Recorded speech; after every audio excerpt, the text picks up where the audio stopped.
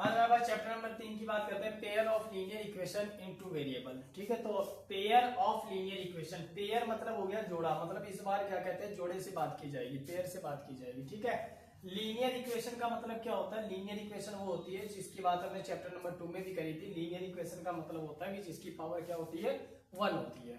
ठीक है, इन two variable, two variable मतलब कि इस बार जो हमारे पास वेरिएबल्स होंगे वो दो होंगे, जैसे एक्स और वाई होगा, ए या बी होगा। ठीक है, तो एक्स वाई या ए बी हमारे पास वेरिएबल होगा।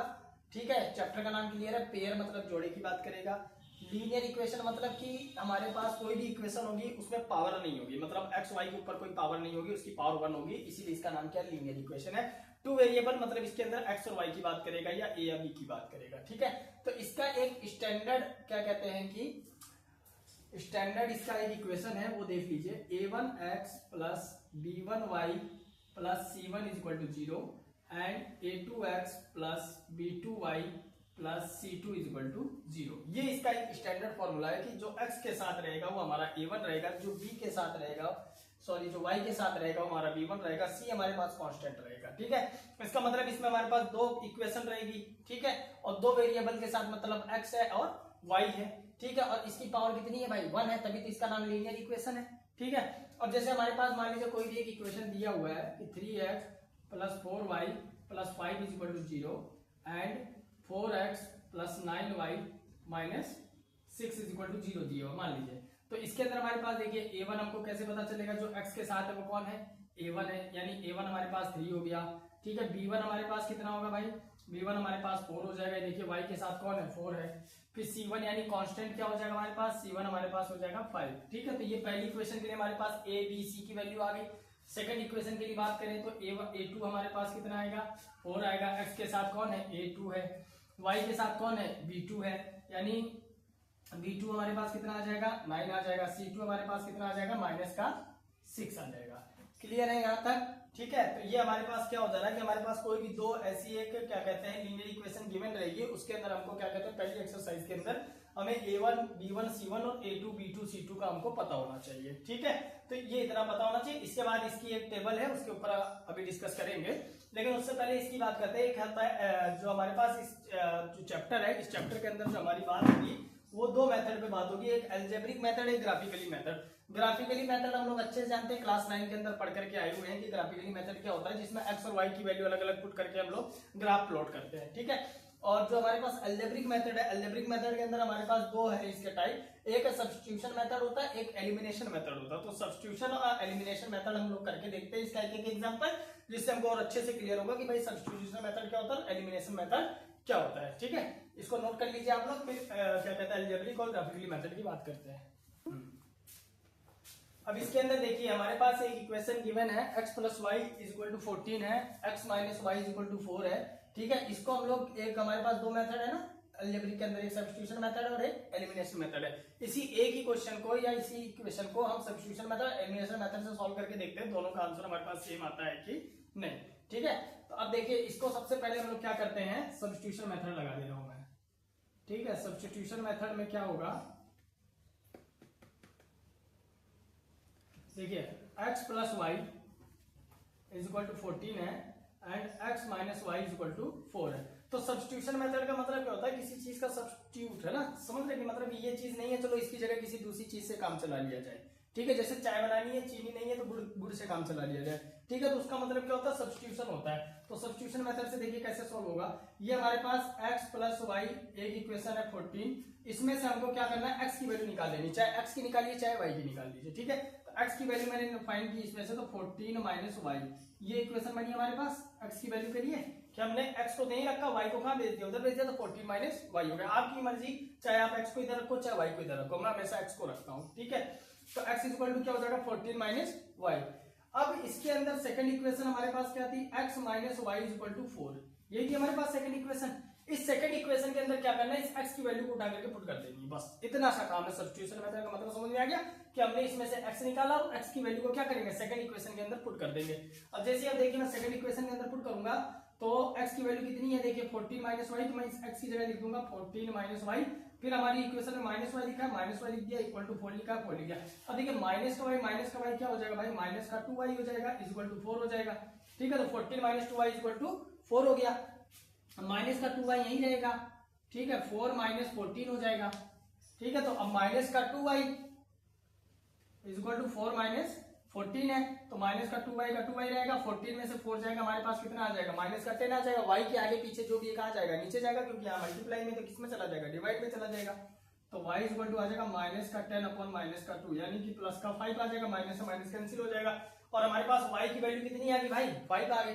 अब y की वैल्यू क्या करेंगे, इस इक्वेशन में रख देंगे, किसमें, इक्वेशन ए के अंदर, इसको ए नाम दे दीजिए। ठीक है, इक्वेशन ए में रखने पर क्या होगा कि y की वैल्यू को हम क्या करेंगे, यहाँ पर पुट कर देंगे, तो हमारे पास किसकी वैल्यू आ जाएगी, x की वैल्यू आ जाएगी। तो हमने लिखा x is equal to 14 minus Y, तो x इज इक्वल टू आ जाएगा 14 माइनस 5 इज इक्वल टू कितना आ जाएगा, 9।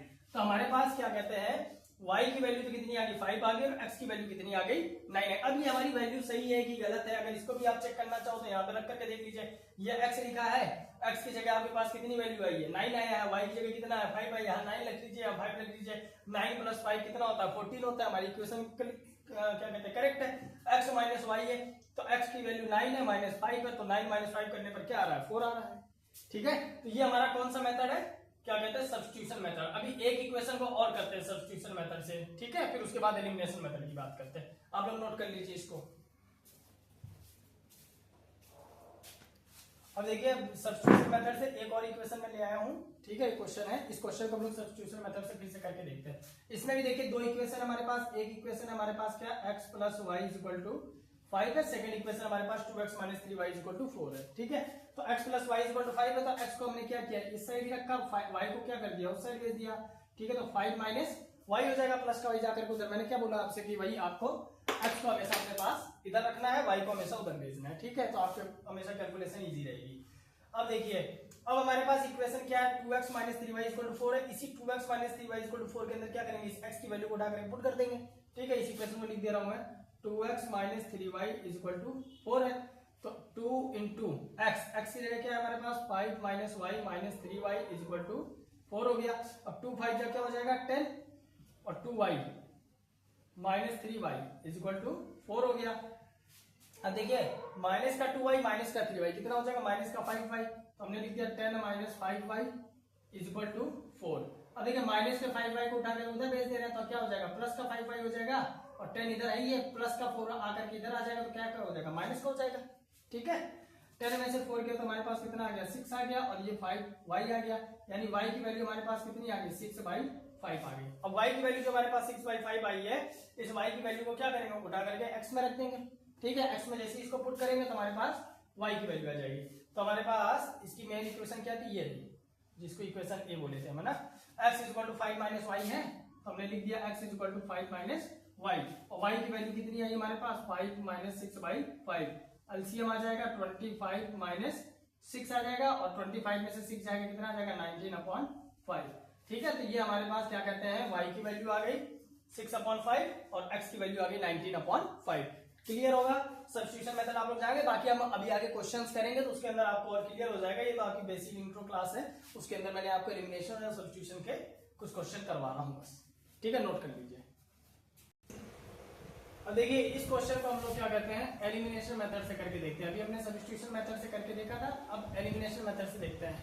सब्स्टिट्यूशन का मतलब मैंने आपको क्या बताया था कि सब्स्टिट्यूशन का मतलब आपको बताया था कि किसी चीज का सब्स्टिट्यूट करना है ना, जैसे कि चीनी नहीं है तो उसकी जगह हमने गुड़ से चाय काम चला दिया, चाय बना के। ठीक है, अब इसी तरह एलिमिनेशन का मतलब क्या होता है, एलिमिनेशन का मतलब होता है एलिमिनेट करना, किसी चीज को गायब कर देना।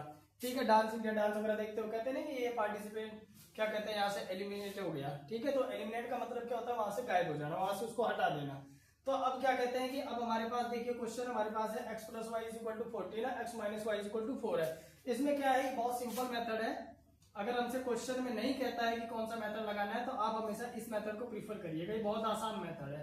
अब देखिए 6, 7, 8 के अंदर हमने जो अलजेब्रिक फंक्शन पे काम किया था, plus minus multiply divide, same उसी के तरीके से है। तो अब देखो इसके अंदर क्या होता है कि या तो हमको इसको ऐड करना रहता है या इसको सब्ट्रैक्ट करना रहता है। ठीक है, और ऐड या सब्ट्रैक्ट हम उस हिसाब से करते हैं कि क्या या तो हमारा x पूरा कैंसिल हो जाए या हमारा y पूरा कैंसिल हो जाए। मान लीजिए अगर मैं इस इक्वेशन को ऐड करता हूं, तो ऐड करता हूं तो x और x तो कितने हो जाएंगे, 2x हो जाएंगे, और प्लस का y माइनस का y तो कैंसिल होकर 0 हो जाएगा, तो मैं इसको ऐड भी कर सकता हूं। अगर मान लीजिए मैं इसको सब्ट्रैक्ट करता हूं, तो ये माइनस का y क्या हो जाएगा, प्लस का y हो जाएगा, तो 2y आ जाएगा, है ना, समझ में। तो हम इसको क्या करेंगे, ऐड कर रहे हैं, हम इसको क्या कर रहे हैं, ऐड कर रहे हैं। इसको मैं ऐड करके भी दिखा दे रहा हूँ, सब्ट्रैक्ट करके भी दिखा दे रहा हूँ, आपको दोनों चीजें क्लियर हो जाएंगी। अगर मैं ऐड करता हूँ तो 14 और 4 कितने हो जाएंगे भाई, 18 हो जाएंगे। प्लस का वाई और माइनस का वाई क्या हो गया, कैंसिल हो गया। प्लस का x कितना हो जाएगा, 2x हो जाएगा। तो x इक्वल टू कितना हो जाएगा, 18/2 आ गया, कितना आ गया 9। यानी x की वैल्यू मेरे पास कितनी आ गई, 9 आ गई। और y की वैल्यू निकालनी है अगर हमको, तो y की वैल्यू तो यहाँ आराम से निकल ही सकती है ना भाई, क्योंकि अब ये क्या है, x plus Y equal to 14 है। दोनों में से किसी भी इक्वेशन के अंदर वैल्यू पुट कर दीजिए। तो x की वैल्यू कितनी आई है, 9 आई है, तो मैंने लिख दिया 9 प्लस वाई इक्वल टू 14। तो y इक्वल टू कितना हो जाएगा, 14 माइनस 9, तो y इक्वल टू कितना आ जाएगा, 5। ठीक है, सेम वही क्वेश्चन आंसर पहले भी आए थे कि x की वैल्यू क्या और y की वैल्यू क्या है। ये तो कौन सा कर दिया हमने, ऐड कर दिया। अब मान लीजिए जो इसका अदर मेथड है, अदर मेथड नहीं, इसका अदर टाइप है, जो क्या कहते हैं, जिसके अंदर हम इसको सब्ट्रैक्ट करेंगे। देखिए x plus Y equal to 14 है and x minus Y equal to 4 है।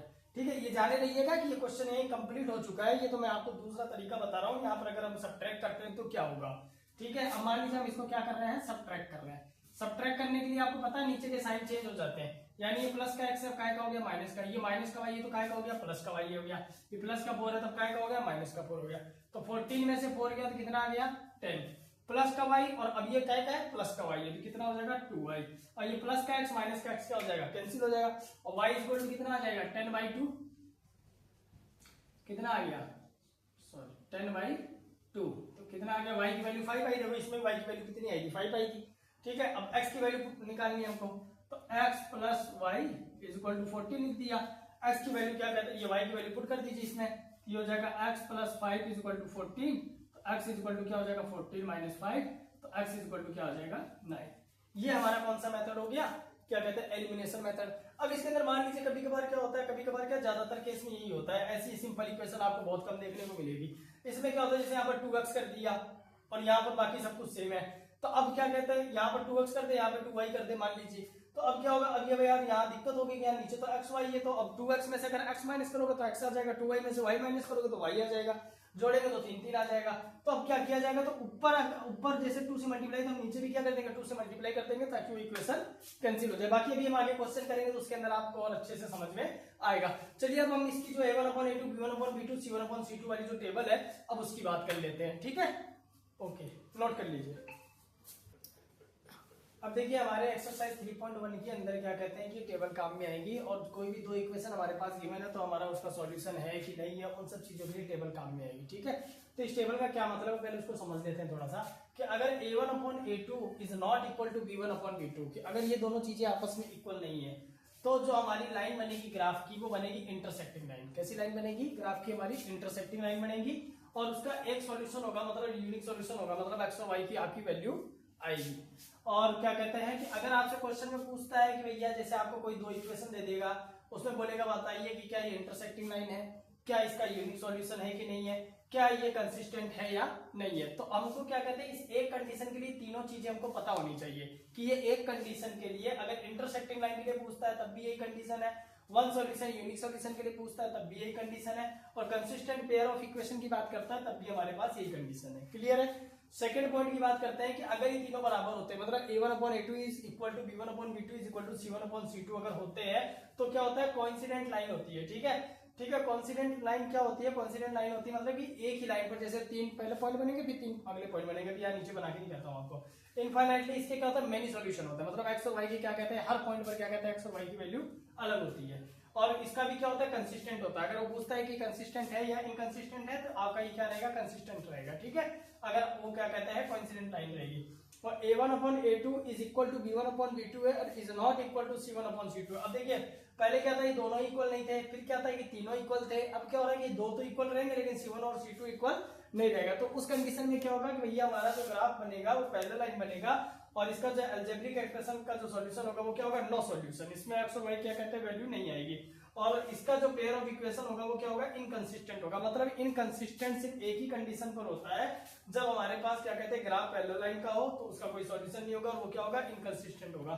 अब जैसे इसके क्वेश्चन की एक बात करते हैं, ऐसे एग्जांपल ले लेते हैं।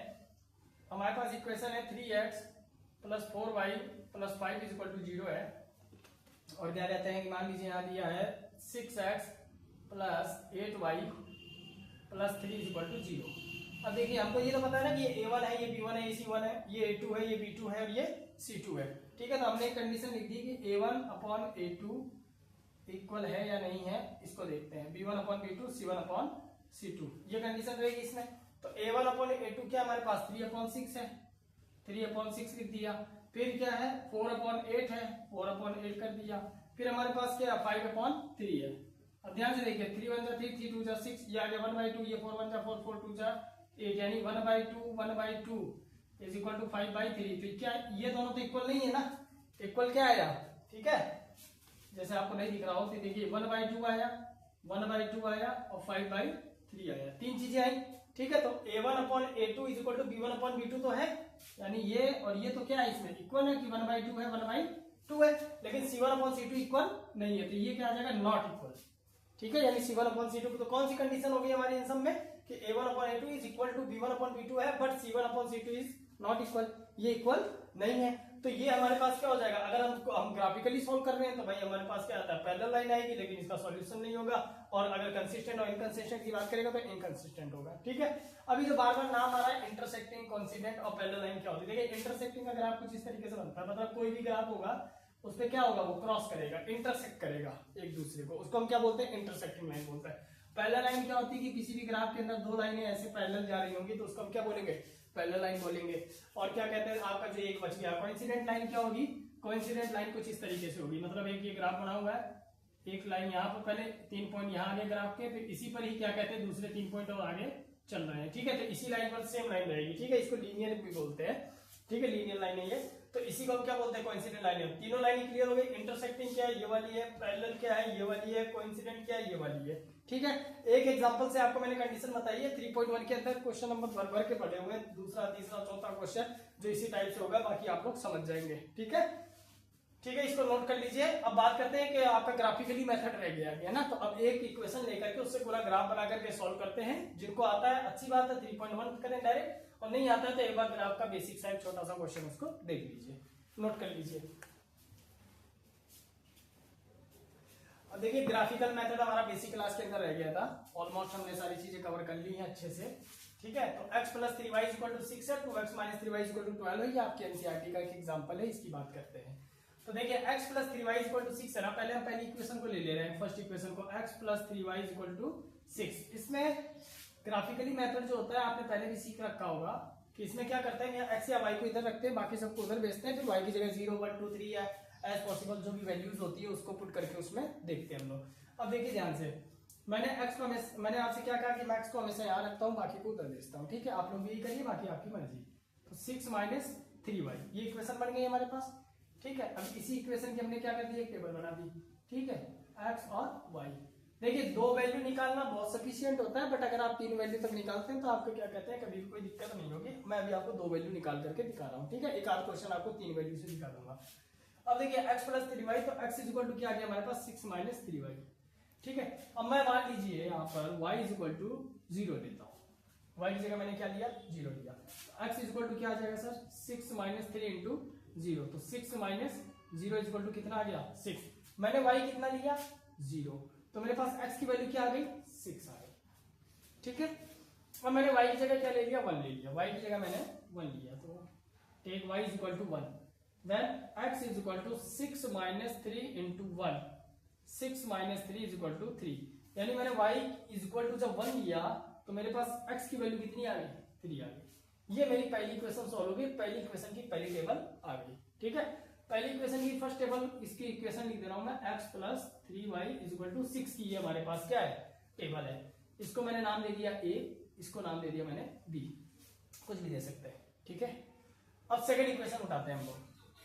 सेकंड इक्वेशन है 2x - 3y = 12 है। x को यहाँ रखेंगे, बाकी सबको उधर भेज दीजिए। तो 2x = क्या हो जाएगा, 12 + 3y, तो x = क्या हो जाएगा, 12 + 3y/2। ये हमारे पास मेन इक्वेशन आ गई इसकी, जिसको हमें सॉल्व करना है। अब देखिए y की जगह वैल्यू पुट करिए। अगर मैं y की जगह 0 ले लेता हूँ, y की जगह क्या ले ले रहा हूँ, 0 ले ले रहा हूँ, एक टेबल यहाँ बना दे रहा हूँ ऐसे, x और y, x है ये, y है। ये कौन सी इक्वेशन है हमारे पास, 2x - 3y = 12 की है, और इसका नाम दे दिया c एंड d। ठीक है, अब देखिएगा इसमें बहुत आसान है, x is equal to 12 plus 3y upon 2 आया है, तो y की जगह हम क्या लिख दे रहे हैं 0। देखिए y की जगह 0 रखती है क्या हो जाएगा पूरा 0 हो जाएगा, 12 अपॉन 2 बचेगा और 6 हमारे पास x की वैल्यू आ जाएगी। करके देखते हैं x is equal to 12 plus 3 into 0 upon 2, 12 plus 0 upon 2, 12 upon 2 is equal to कितना आ गया 6, यानी मैंने y 0 लिया तो x की वैल्यू मेरे पास क्या आ गई 6 आ गई। ठीक है, अब देखिए इसमें, अब मैं मान लीजिए y की जगह क्या ले रहा हूँ 1 ले रहा हूँ, y की जगह क्या, लेकिन देखिए 1 लेने से क्या होगा कि 3 1 जा 3 हो जाएगा, 12 और 3 कितना हो जाएगा 15 हो जाएगा, 15 में 2 का डिवाइड जाएगा नहीं, तो मेरे को ग्राफ किससे प्लॉट करना पड़ेगा 15 अपॉन 2 का मतलब हो गया 7.5 के समथिंग। तो मैं अगर पॉसिबल वैल्यू है मेरी, ठीक है, तो मैं डेसिमल में नहीं लूंगा। अब मैं अगर यहाँ पर 2 लिखता हूँ तो 3 2 जा 6 हो जाएगा, 12 और 6 कितना हो जाएगा 18 में 2 का पूरा डिवाइड जा रहा है ना, तो मैं y इक्वल टू क्या ले लूंगा भाई 2 ले लूंगा। तो मैं यहाँ पर y इक्वल टू क्या ले रहा हूँ 2 ले रहा हूँ इसी इक्वेशन में। तो 12 प्लस 3 इंटू 2 अपॉन 2, तो 12 plus 6 upon 2, 18 upon 2 is equal to कितना आ गया 9 आ गया। यानी मैंने जब y इज इक्वल टू कितना लिया, y इज इक्वल टू जब मैंने 2 लिया तो मेरे पास x की वैल्यू कितनी आ गई 9 आ गई। ठीक है, अब मैं इसको रफ कर दे रहा हूं। अब इसकी हमको क्या करनी ग्राफ बनानी। फिर से ध्यान से सुन लीजिए, हमारे पास दो इक्वेशन रहती है, एक इक्वेशन को हमने सॉल्व किया उससे एक टेबल बनाई, दूसरी इक्वेशन को हमने सॉल्व किया उससे टेबल बनाए। मान लेते हैं कि हमारे पास y इक्वल टू 2 रखने पर भी अगर ये 2 से डिविजिबल नंबर नहीं आता, 3 रखने पर नहीं आता, 4 रखने पर नहीं आता, तो मैं क्या करता फिर 1 ही रख करके मैं पॉइंट में बनाता अपना ग्राफ। ठीक है, तो वो थोड़ा सा क्या कहते हैं बच्चों के लिए लेंथी हो जाता है, इसलिए क्या कहते हैं कि कोशिश किया करिए ऐसी ही वैल्यू ले लीजिए ताकि इससे ही डिवाइड चला जाए, ताकि आपको डेसिमल में आपको ग्राफ नहीं लेना पड़ेगा। ठीक है, इसको नोट कर लीजिए, फिर इसका ग्राफ बनाते हैं। अब देखिए ये हमारे पास क्या कहते हैं, हमारे पास टेबल है जो हमने अभी निकाल ली थी। अब इसको हमको ग्राफ पे प्लॉट करके देखना है कि भाई कैसे क्या होता है। ठीक है, अब देखिए इसमें ज्यादातर वैल्यू आपकी प्लस में ही है तो आपको टेंशन है ही नहीं है। ठीक है, देखिए ये जो लाइन होती है हमारे पास क्या कहते हैं एक्स एक्सिस पे जो लाइन होती है हमारी, इसको हॉरिजॉन्टल लाइन बोलते हैं, वाई एक्सिस वाले को हम लोग वर्टिकल लाइन बोलते हैं। एक्स में देखिए ये वाला जो एरिया होता है आपके पास, ये प्लस में होता है, ये माइनस में होता है। इसी तरह वाई के ऊपर वाला प्लस में होता है, नीचे वाला माइनस में होता है। ठीक है, मैंने 9 तक इसलिए ले लिया कि मैं देखता हूँ मैक्सिमम डिजिट जितनी है उतने तक ले लो ताकि बाद में दिक्कत ना हो। ठीक है, और वैसे अगर आपके पास धीरे धीरे आपको पता लग जाएगा कि हाँ इधर 9 तक लेना था, इधर 2 ही तक लेना था, इधर 6 तक ही लेना था, वो धीरे धीरे क्लियर हो जाता है। ठीक है, तो अब हमारे पास पहला कोऑर्डिनेट क्या है भाई 6,0 है। ठीक है, तो 6,0 का मतलब क्या हो गया कि x पर तो 6 है और y पर क्या है 0, तो x की लाइन ये है, x पर 6 कहां देखना प्लस का 6, ये रहा x पर 6। ठीक, और y पर कितना है 0 है, तो y पर तो 0 की लाइन तो यही है ना, 0 लाइन हमेशा ही रहती है। तो अब ये 0 की लाइन है तो यहाँ पर हमारे पास पॉइंट A आ गया जिसका हमने प्लॉट कर दिया 6,0, यानी x पर 6 है और y पर 0 है। सेकंड पॉइंट क्या हमारे पास 3,1 है, यानी x पर तो 3 है ये रहा और y पर 1 ये रहा। देखिए x पर 3 ये है और y पर 1 ये है। इन दोनों का सेंटर पॉइंट कहाँ आएगा, यहाँ पर आएगा ना। ये देखिए ऐसे ऐसे ऐसे ऐसे डॉट डॉट करते हैं, जो हम लोग सीखे थे 6 7 8 में कुछ इस तरीके से करते थे ना। ठीक है, लेकिन अब नहीं करेंगे। तो ये हमारे पास पॉइंट B आ गया जिसका क्या नाम है 3,1, इसके कोऑर्डिनेट आ गए 3,1। देखिए एक पॉइंट आपके पास A ये आ गया है, इसको थोड़ा और हाईलाइट कर दूं मैं, और एक पॉइंट आपके पास B आ गया है। ठीक है, A और B पॉइंट आ गया। अब C और D देखिए, x पर 6 है y पर 0 है, सेम है x पर 6 है y पर 0 है, यानी यही पॉइंट क्या हो जाएगा आपका C पॉइंट भी हो जाएगा। और ये क्या नाम है इसका 6,0। D पॉइंट क्या हमारे पास x पर 9 है और y पर 2 है, तो ये रहा x पर 9 ये है और y पर 2 कहाँ है यहाँ है, ये लाइन ऐसे ऐसे ऐसे करके यहाँ पर आ गई। ठीक है, इसको हमने D नाम दे दिया 9,2। ठीक है, अब देखिए A और B है, ये हम लोग क्या करेंगे एक ऐसे लाइन ड्रॉ कर देंगे। ठीक है, ये ग्राफ पे नहीं है, थोड़ा तिरछा जा रहा है। ठीक है, A और B की लाइन आ गई हमारे पास, C और D का है, ये रहा D और ये रहा C। ये इसको इस तरीके से क्रॉस करते हुए, यानी हमारे पास जो इसका सॉल्यूशन होगा वो क्या होगा 6,0, क्योंकि दोनों पॉइंट कहाँ आकर मिल रहे हैं, यहीं पर मिल रहे हैं। ठीक है, तो ये 6,0 हो गया। तो ये हमारे पास क्या हो गया देखिए, और ये ग्राफ कैसा बना है इंटरसेक्टिंग ग्राफ बना है। कैसा ग्राफ बना है इंटरसेक्टिंग। अगर हमको चेक करना हो कि हमारा ग्राफ सही बना है कि गलत बना है, तो हमारे पास वो कंडीशन थी ना a1/a2 वाली है। देखिए 1/2 हो गया, 3/-3 हो गया। ठीक है, -6/-12 हो गया। माइनस इसलिए हो गया इधर आएगा तो इक्वल में 0 लेना रहता है ना हमको, तो इधर प्लस की चीज इधर आए माइनस हो जाए। अब देखिए 1/2 इज इक्वल टू ये क्या हो जाएगा -1 और ये क्या हो जाएगा प्लस का 1/2। तो देखिए इसमें a1/a2 is not equal to b1/b2 है। ध्यान से देखिए, तो जब ये कंडीशन होती है तो क्या होता है भैया, ग्राफ जो हमारा होता है वो कैसी लाइन होती है, उसकी इंटरसेक्टिंग लाइन होती है। कैसी लाइन होती है? इंटरसेक्टिंग लाइन होती है, जो आपको भी स्टार्टिंग बताया था कि a1/a2 is not equal to b1/b2। ठीक है, तो वो हमारे पास ग्राफ कैसा बनेगा? इंटरसेक्टिंग ग्राफ बनेगा। ठीक है, क्लियर? तो ये आपका ग्राफिकल वाला भी हो गया। अब हम बात करते हैं एक्सरसाइज की।